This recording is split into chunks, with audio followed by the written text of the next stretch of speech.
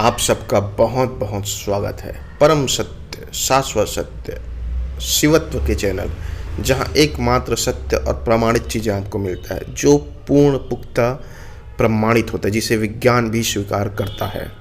विज्ञान सिर्फ energy, vibration, frequency, rhythm, और जिसे मैं शिवत्व कहता हूँ, चेतना कहता हूँ, परम सत्य बोलता हूँ, वही है।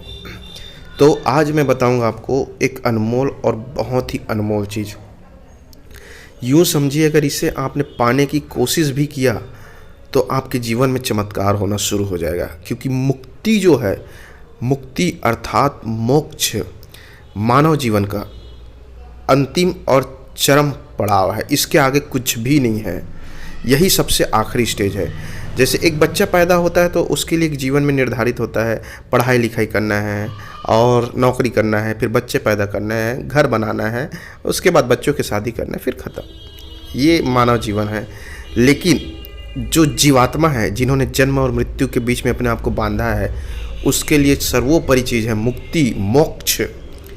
और इसे अगर आपने हल्का सा भी कोशिश किया पाने की, तो यूँ समझिए आपके जीवन में चमत्कार होना शुरू हो जाएगा। होता क्या है, जितनी भी आपकी इच्छाएं हैं, जैसे आप धन के लिए कार्य करेंगे तो इच्छा आपको गुलाम बनाएगा। जब आप नौकरी के लिए कार्य करेंगे, कोशिश करेंगे, नौकरी भी गुलाम बनाएगा। और जब आप कोई भी सुंदर चीज़ों को पाने के लिए भी कोशिश करेंगे तो वह आपको गुलाम बनाएगा ही बुलाएगा, 100% श्योर है। तो यहाँ पे एक ऐसी अवस्था भी एग्जिस्ट करती है जिसे मुक्ति या मोक्ष कह रहा हूँ। वो आयाम है जहाँ पे आप इन सब चीज़ों के ऊपर रहेंगे, राजा रहेंगे। यह वस्तु आपको गुलाम बना ही नहीं सकता। अभी तो आपने देखा होगा, जो व्यक्ति सिर्फ कर्म कर दिया है, इंटरव्यू, उसको खुद कंपनी वाले फ़ोन करते हैं कि आप आइए जॉब करिए। आपने अक्सर देखा होगा, जो व्यक्ति कोशिश भी नहीं करता, चाहता भी नहीं, बस कर्म कर दिया है, उसके पास फल दौड़े दौड़े चला आता है।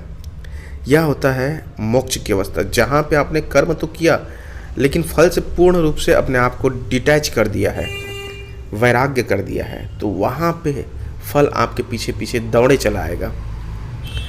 पूर्ण मुक्ति अर्थात मैं जो मुक्ति बोल रहा हूँ, उसे आप मन में कल्पना मत करिए कि मरना होता है और मरने के बाद दफन होना, ये सब नहीं। मुक्ति का अर्थ यह है, मोक्ष का अवस्था उसे कहते हैं जो आप जीते जी भी और मरने के बाद भी वस्तु के बंधन में ना रहें, और अपितु जब रहें तो सम्राट की तरह रहें, सम्राट की तरह जिएंगे। जो व्यक्ति मुक्ति को खोजता है, यूँ समझिए वो शिवत्व को खोज रहा है, सत्य को खोज रहा है, सत्य की तलाश में है। तो उसके पास हर चीज़, क्योंकि यह पूर्ण प्रमाणित है मित्रों, माया अर्थात संसार शिव की दासी है, शिव के चरणों में रहती है और शिव की आज्ञा से ही चलती है।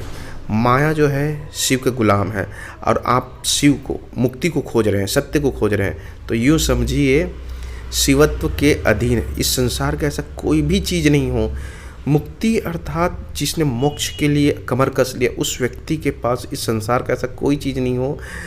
प्यार हो, धन दौलत, जो भी आपके संसारिक वस्तु की ओर ध्यान जाता है, वह पूर्ण रूप से आपकी दासी हो जाएगी। मैंने कहा ना, आप सम्राट हो जाएंगे, क्योंकि एक तरह से आप शिव को खोज रहे हैं।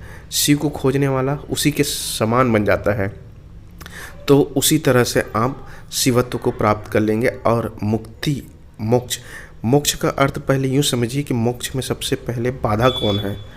मुक्ति की प्राप्ति के लिए सबसे पहले और सबसे अहम जो बाधा बनता है, वह है आपका मन।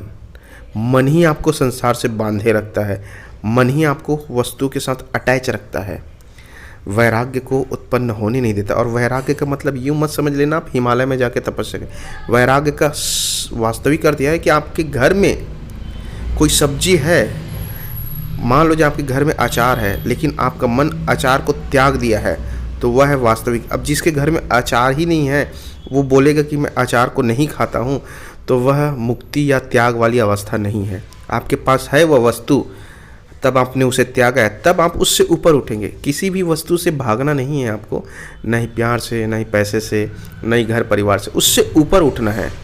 अर्थात जब आप ऊपर उठेंगे तभी वह आपके गुलाम होगा, दास होगा, आपके सेवक की तरह होगा। वस्तुएं जो है इस संसार में, माया जो है सिर्फ और सिर्फ सेवा देने के लिए है, और यह परम प्रमाणित है। चाहे आप प्रमाण करके देखें या सिद्धों को पूछे, सनातन से यही सत्य है कि माया शिव की दासी है।